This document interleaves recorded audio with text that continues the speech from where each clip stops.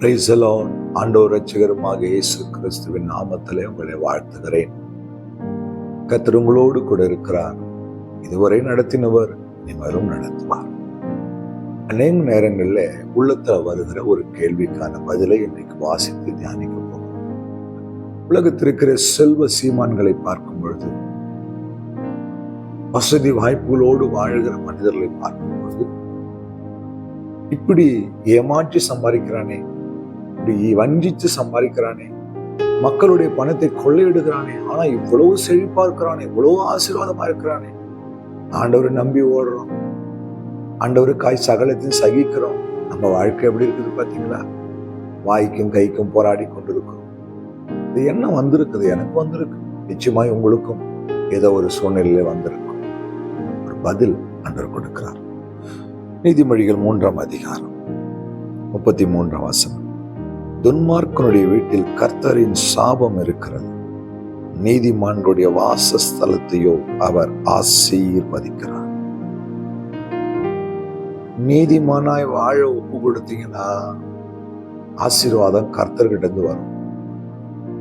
அவர் செய்ய நினைச்சது செய்வார். உலகத்துல துன்மார்க்கமாய் வாழுகிற மனுஷன் ஆசீர்வதிக்கப்பட்டவனா இருப்பான். பல ஆயிரங்கள், பல கோடிகள், பல தலைமுறைக்கு சொத்துகள் இருக்கலாம். அந்த வீட்டுல என்ன இருக்குமா? கர்த்தருடைய சாபம் இருக்குமா? ஆனா ஆண்டவருக்கு பயந்து, அவருடைய நாமத்திற்கு பயந்து, உண்மையும் உத்தமமாய் நீதி உள்ள மனிதனாய் நீங்களும் நானும் வாழும் பொழுது நம் வாசஸ்தலத்தை, நம் குடும்பத்தை, நம் வீட்டை கர்த்தர் ஆசீர்வதிக்கிறார் என்று வசனம் சொல்லுங்க. எல்லா வசதி வாய்ப்புகள் இருக்கலாங்க. உள்ள போய் பாருங்க எத்தனை சாபம் இருக்குன்னு, எத்தனை சாபம் இருக்குன்னு பாருங்க. சென்னையில எனக்கு தெரிந்த ஒரு மிகப்பெரிய கோடீஸ்வரர், 25 ஆண்டுகளுக்கு முன்பா எனக்கு தெரியும். மிகப்பெரிய கோடீஸ்வரர், பல தலைமுறைக்கு சொத்து, ஏகப்பட்ட பிசினஸ், 2 பிள்ளைங்க, 2 பிள்ளைகளும் மூளை வளர்ச்சி இல்லாத பிள்ளைகள்.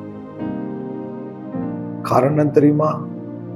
துன்மார்க்கமாய் வாழுகிற ஒரு மனிதனுடைய வாழ்க்கையில சாபத்தை அவன் அறுக்க வேண்டிய சூழ்நிலை வருகிறது.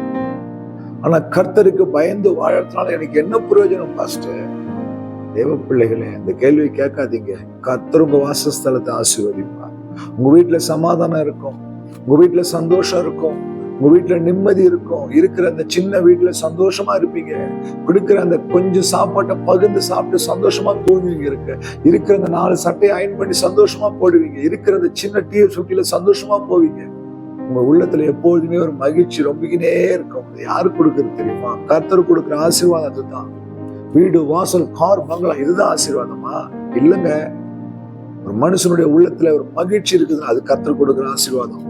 ஒரு குடும்பத்துல ஒரு சமாதானம் இருக்குது, அது கர்த்தர் கொடுக்கிற ஆசீர்வாதம். நோய் இல்லாத ஒரு வாழ்க்கை இருக்குது, அது கர்த்தர் கொடுக்கிற ஆசீர்வாதம்.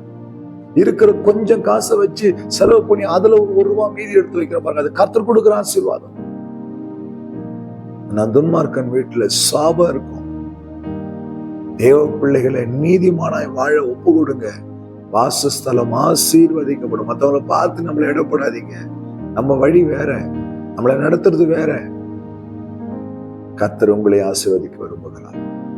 ஆண்டவர் விரும்புகிற ஒரு நீதி உள்ள வாழ்க்கையை வாழ நீங்களும் நானும் ஒப்பு கொடுக்கும் போது நம் வாசஸ்தலத்தை கர்த்தர் ஆசீர்வதிப்பார். நம்புறீங்களா? விசுவாசிக்கிறீங்களா? இனி மற்றவங்களை பார்த்து உங்களை நீங்க கம்பேர் பண்ணிக்காதீங்க. நமக்கு கொடுக்கப்பட்ட வாழ்க்கை வேற, அது தேவன் கொடுத்த ஆசீர்வாதம். ஜெபிக்கலாமா? அன்பும் இரக்கமுள்ள தகப்பனே, இந்த வார்த்தையின்படி ஆண்டவரே, உம்முடைய பிள்ளைகள் வாழ்கிற அந்த வாழ்க்கையில நீர் கொடுக்க வேண்டிய ஆசீர்வாதங்களையும் வாசஸ்தலங்களையும் ஆசீர்வதியும். துன்மார்க்கன் வீட்டில சாபம் இருக்கு ஐயா, உடைய பிள்ளைகளை நீர் ஆசீர்வதிக்கிறேன். நீதி உள்ள பிள்ளைகளாய் வாழ எங்களுக்கு உதவி செய்யும், காத்துக்கொள்ளும். இயேசு கிறிஸ்துவின் நாமத்தில் பிதாவே, ஆமென். ஹல்லேலூயா. God bless you.